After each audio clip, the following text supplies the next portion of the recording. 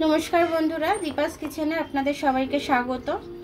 आज के आमी पेঁয়াজ पोस्त निये एसेছি।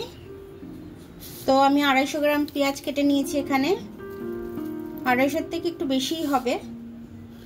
আর এখানে পোস্ত নিয়ে নিয়েছি আর এখানে কাঁচা লঙ্কা নিয়ে নিয়েছি। কাঁচা লঙ্কাটা দিলে টেস্টটা ভালো আসে, তার জন্য আমি কাঁচা লঙ্কাটা নিয়ে নিয়েছি। পেঁয়াজগুলো আমি একটু ভেজে নেব হালকা করে। আমি একটু নুন দিয়ে দিলাম পেঁয়াজটা নরম হওয়ার জন্য। পেঁয়াজটা আমার ভাজা ভাজা হতে হতে আমি ততক্ষণে ওদিকে পোস্তটা আর লঙ্কাটা মিক্সিতে বেটে নেব। দেখুন আমার পেঁয়াজটা ভাজা ভাজা হয়ে গেছে। এবার আমি এটার মধ্যে পোস্ত দিয়ে দেব। পোস্তটা বেটে রেখেছি, পোস্তটা দিয়ে দিলাম। পোস্ত আর লঙ্কা বাটাটা আমি দিয়ে দিলাম, কিন্তু আমি এতে একটু গুঁড়ো লঙ্কাও দেব আর একটু হলুদও দেব। গুঁড়ো লঙ্কাটা একটু দিয়ে দিচ্ছি আমি ঝালের জন্য এবং কালারটা আসার জন্য, সুন্দর কালার আসবে। পেঁয়াজ পোস্ত তো একটু খুব সুন্দর কালার না আসলে ভালো লাগে না ঠিক। এবার একটু হলুদ দিয়ে দিলাম,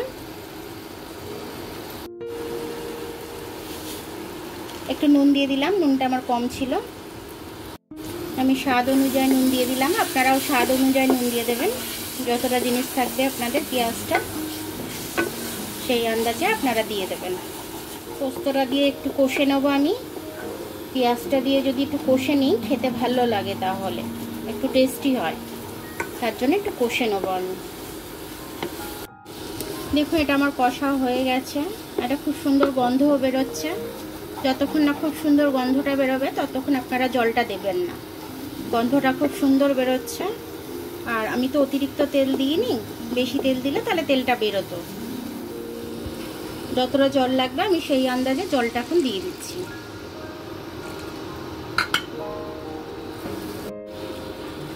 পোস্তর আর লঙ্কার গন্ধটা নেই, যেহেতু খুব ভালো করে আমি কষে নিয়েছি, সে কারণে আমি আর জল দেব না। এটাকেই খুব শুকনো করে সুন্দর করে নামিয়ে নেব। এখন চাপা দিয়ে কিছুটা হতে দেব আমি।